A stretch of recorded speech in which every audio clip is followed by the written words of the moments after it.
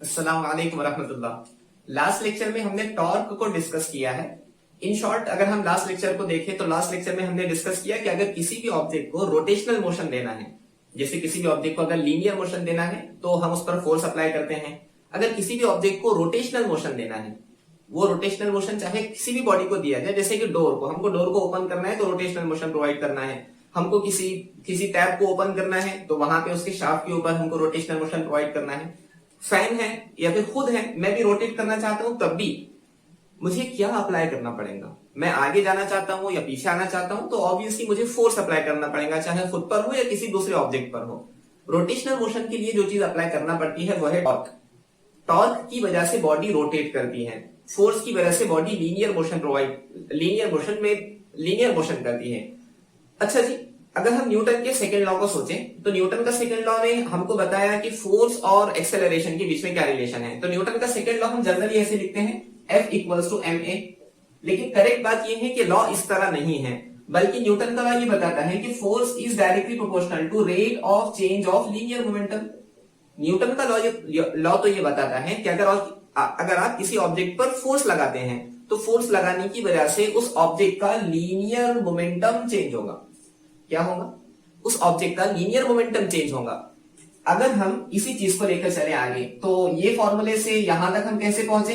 अगर ऑब्जेक्ट का mass change नहीं हो रहा तो हम कह सकते हैं कि force is equals to ma।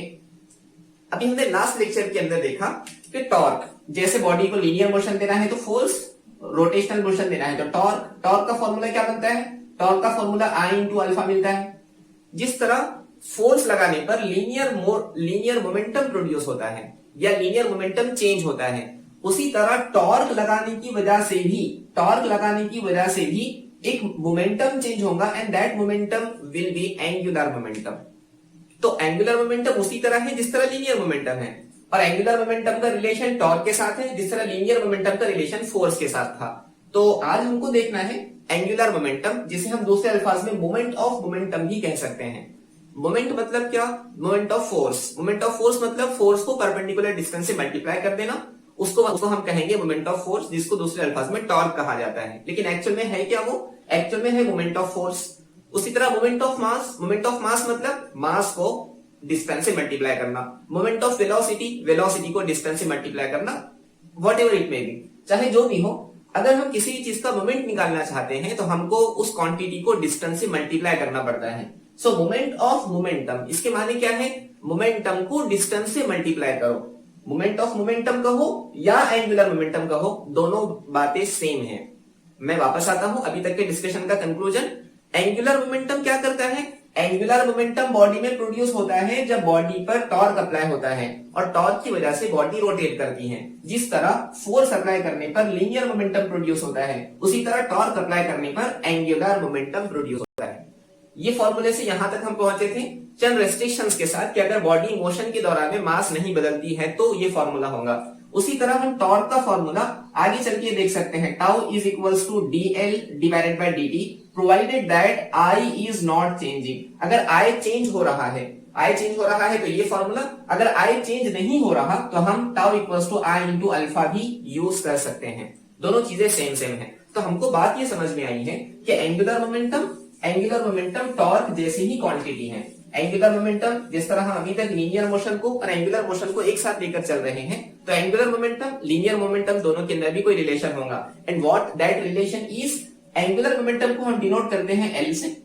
L equals to R into P।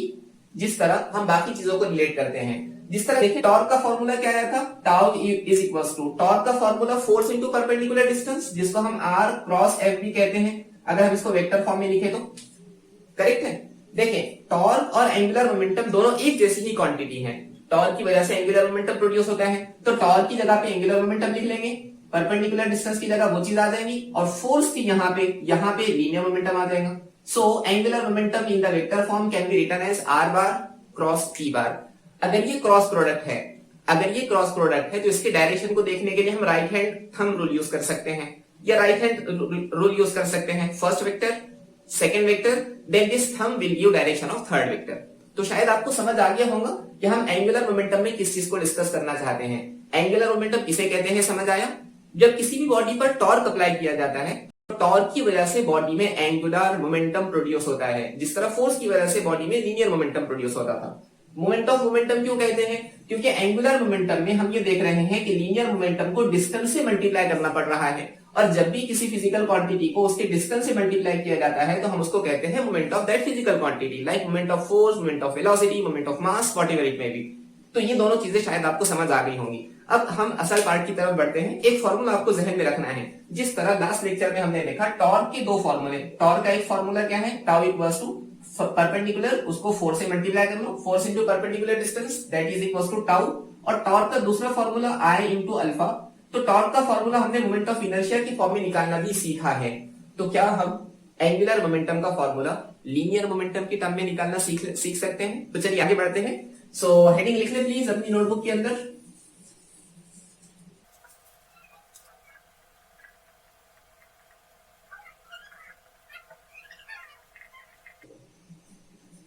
देखिए, अभी तक की जो जितने डेरिवेशन हमने किए उसमें हमने एक रैंडम बॉडी कंसीडर की थी। यहां भी रैंडम बॉडी कंसीडर कर लेंगे, एक एक्सिस ऑफ रोटेशन कंसीडर करेंगे, बॉडी को रोटेट करवाएंगे, और यहाँ पे रोटेशनल मोशन में या रोटेशनल डायनामिक्स में खास तौर पर हम बॉडी के बजाय बॉडी के पार्टिकल्स कंसीडर करते हैं। एक एक पार्टिकल का एनालिसिस करेंगे, उसके बाद सारों का कॉम्बिनेशन देखेंगे। तो चलिए डेरिवेशन शुरू करते हैं।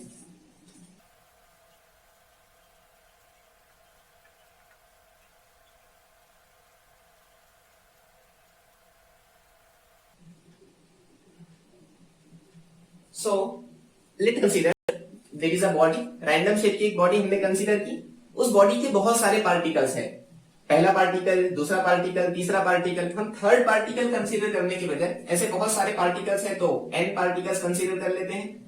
ये बॉडी को हमने एक्सिस ऑफ रोटेशन, जो कि उसके प्लेन पर परपेंडिकुलर है, मतलब बॉडी हॉरिजॉन्टल प्लेन में होगी, axis of rotation vertical plane में होगा, बॉडी इस तरह रोटेट कर रही होंगी।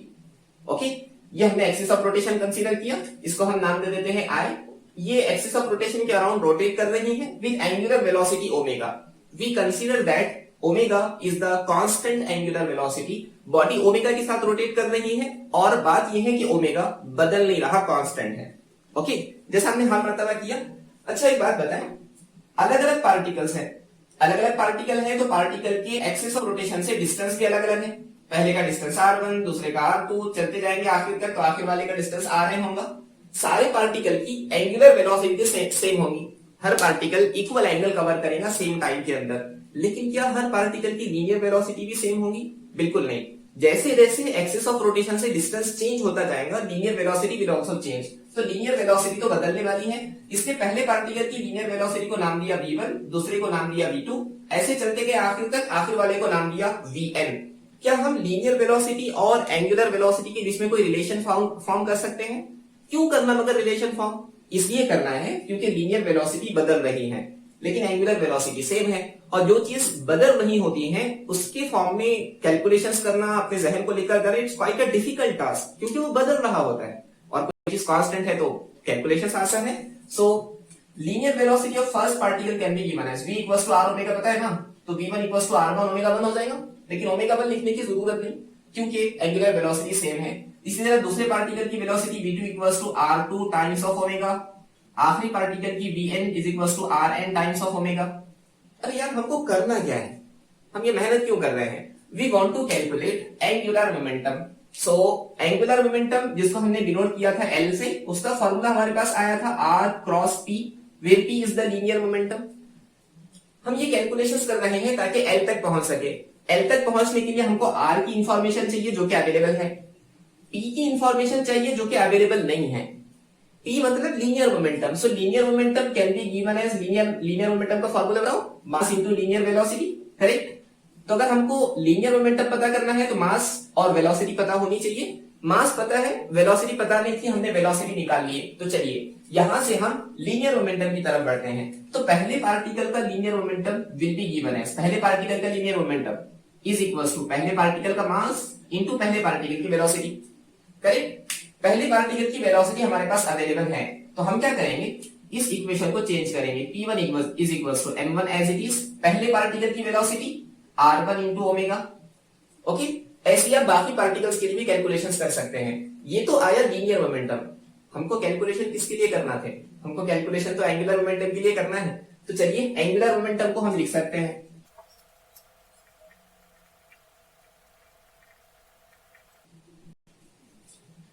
P1 के बारे में इंफॉर्मेशन अवेलेबल है, बस उसको वहीं पुट कर लो। So L1 will be equals to R1 into P1, P1 के माने हैं M1 R1 into omega, correct, ये यहीं से आया है। चलो R1 into R1 square, that means M1 R1 square omega, this is the value of linear momentum of first particle. आपके जहन में ख्याल आ रहा होगा, वो ख्याल ये होगा कि हमने टॉर्क को लिखा था tau is equals to R cross F।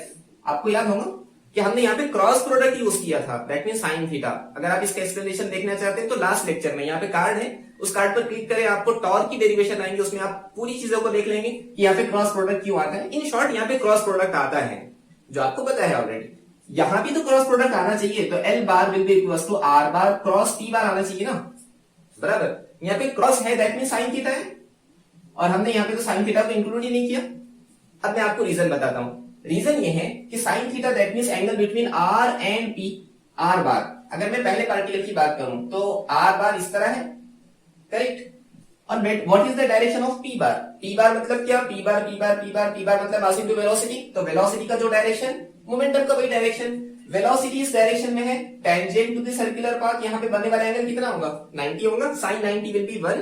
तो यहाँ पे लिखने की जरूरत नहीं पड़ी, हालांकि वहां लिखा जा चुका है, वो एग्जिस्ट करता है वहां पे, लेकिन नजर नहीं आ रहा है। क्यों नजर नहीं आ रहा है? क्योंकि एंगल वहां पे 90 बन चुका है। तो आई होप आपको ये चीज समझ आ चुकी होगी। दूसरे पार्टिकल का एंगुलर मोमेंटम कितना होगा? M1 R2 square omega. तीसरे पार्टिकल का, इस तरह आखिरी पार्टिकल का होगा MN RN square into omega. Okay, अरे हम पार्टिकल का एंगुलर मोमेंटम निकालते बैठे हैं, और हमको करना क्या है? हमको पता करना है पूरी बॉडी का। अब जरा ध्यान दें जो आपको बता रहा हूं, देखें, ये पहले पार्टिकल के हम एंगुलर मोमेंटम पे डिस्कस करते हैं। एंगुलर मोमेंटम मतलब R cross P, angular momentum मतलब R क्रॉस P, यहाँ पे क्रॉस प्रोडक्ट है। अगर क्रॉस प्रोडक्ट है तो हमको डायरेक्शन के बारे में सोचना जरूरी है। R का डायरेक्शन अगर हमने इस फर्स्ट फिंगर से बताया, मिडल फिंगर से हमने P का डायरेक्शन बताया, then thumb will give direction of L। Understand? चलिए यहाँ पे आते हैं। सबसे पहले R के डायरेक्शन हमको फर्स्ट फिंगर रखना है, रखिए फर्स्ट फिंगर। वेलोसिटी ऊपर के डायरेक्शन में, ऊपर के डायरेक्शन में सेकंड फिंगर रखें, तो थंब दे रहा है डायरेक्शन ऑफ L। तो पहले पार्टिकल का एंगुलर मोमेंटम बाहर की तरफ हो, समझे? दूसरे पार्टिकल पर आओ, दूसरे पार्टिकल में R के डायरेक्शन में फर्स्ट फिंगर, वेलोसिटी के डायरेक्शन में सेकंड फिंगर, तो थंब दे रहा है डायरेक्शन ऑफ दूसरे पार्टिकल का एंगुलर मोमेंटम। इस तरह चाहे जितने पार्टिकल ले लो, सबका एंगुलर मोमेंटम बाहर की तरफ ही आता हुआ नजर आएगा। गिवन केस के लिए सारे पार्टिकल का एंगुलर मोमेंटम बाहर की तरफ आ रहा है। इसको इस तरह समझ ले, एक बॉडी, पहली फोर्स इस तरह लगी, दूसरी फोर्स इस तरह लगी, तीसरी फोर्स इस तरह लगी, चौथी फोर्स इस तरह लगी, तो रिजल्टेंट फोर्स निकालने के लिए सारे फोर्सेस का एडिशन किया जा सकता है, बिल्कुल किया जा सकता। तो अगर हम पूरी बॉडी का एंगुलर मोमेंटम निकालना चाहते हैं, क्योंकि हर पार्टिकल का एंगुलर मोमेंटम सेम डायरेक्शन में है, तो हम बॉडी का एंगुलर मोमेंटम लिख सकते हैं। Angular momentum of body is equals to L1 plus L2 plus so on plus Ln, provided that the direction of all the individual angular momentum should be same। सबका direction same है तभी ये चीज हो सकती है, वरना फिर तो वेक्टर कैलकुलेशन में जाना पड़ेगा। वैल्यूज अवेलेबल है हमारे पास, बस डेटा पुट करना है। L1 की वैल्यू कितनी है? M1 R1 square omega plus L2 की वैल्यू कितनी है? M2 R2 square omega. चलते जाओ कहां तक? आखिरी पार्टिकल तक, MN RN स्क्वायर ओमेगा। सही है, कुछ कॉमन निकले यहां से। ओमेगा ओमेगा ओमेगा कांस्टेंट, तो ओमेगा को कांस्टेंट बाहर ले लेते हैं, तो भैया ओमेगा बाहर आ गया। तो अंदर क्या बचा? M1 R1 स्क्वायर प्लस यहाँ पे क्या बचा? M2 R2 square. चलते जाओ कहां तक? आखिर तक, MN RN स्क्वायर, और ओमेगा बाहर। अब ये थोड़ा सा लंबा चौड़ा कैलकुलेशन हो रहा है, तो हम क्या करेंगे, वो जो समेशन वाला टर्म है ना, सिमिलर टर्म ऐड किए जा रहे हैं, इसलिए M1 M2 M3 इतना लिखने के बजाय हम इसको MI लिखते हैं। R1 R2 R3 इसकी वजह हम RI लिखते हैं, RI का स्क्वायर और इनका summation, value I equals to 1 to n, correct, into omega. ये टर्म कहीं देखा हुआ लग रहा है क्या? This is the moment of inertia, so I into omega. So this is the formula for angular momentum in terms of moment of inertia, जो कि बहुत ही इंपॉर्टेंट क्वांटिटी है। सो हमारे पास एंगुलर मोमेंटम के भी दो फॉर्मूले अवेलेबल है। एंगुलर मोमेंटम का पहला formula, what is the first formula of angular momentum? L equals to R into P। अगर दोनों के बीच में का एंगल लेना है तो साइन थीटा ले सकते हैं। दूसरा formula L equals to I into omega, correct. जिस तरह लीनियर मोमेंटम के केस में हमको फॉर्मूला मिला मास इंटू लीनियर वेलोसिटी। जिस तरह लीनियर मोमेंटम उस तरह एंगुलर मोमेंटम, जिस तरह मास उस तरह मोमेंट ऑफ इनर्शिया, जिस तरह लीनियर वेलोसिटी उस तरह एंगुलर वेलोसिटी। तो जो हम पहले से सीखते आ रहे हैं कि एंगुलर मोशन और लीनियर मोशन दो अलग अलग क्वांटिटीज नहीं है, सेम है, सिर्फ फिजिकल क्वांटिटी को लीनियर मोशन की बजाय एंगुलर मोशन में कन्वर्ट करने की जरूरत है। तो ये फॉर्मूले एंगुलर मोमेंटम को कैलकुलेट करने के लिए इस्तेमाल किए जा सकते हैं। आई होप आपको आज का लेक्चर पसंद आया होगा। अगर आपको इसके बावजूद कोई डाउट है तो कमेंट सेक्शन में हमको बताएं, हम इंशाल्लाह उसको पूरी तरीके से क्लियर करने की कोशिश करेंगे। नेक्स्ट लेक्चर एक बहुत इंपॉर्टेंट लेक्चर है जिसके अंदर हम कंजर्वेशन ऑफ एंगुलर मोमेंटम को डिस्कस करेंगे। आई होप आप इस लेक्चर को एंजॉय करने के बाद हमारे नेक्स्ट लेक्चर के इंतजार में रहेंगे। उस लेक्चर को देखने के लिए आप इस लिंक पर क्लिक भी कर सकते हैं, आपको वो लेक्चर अवेलेबल मिल जाएगा इंशाल्लाह। हम इंशाल्लाह जल्द ही दोबारा मिलते हैं, तब तक के लिए फी अमानिल्लाह। Thank you.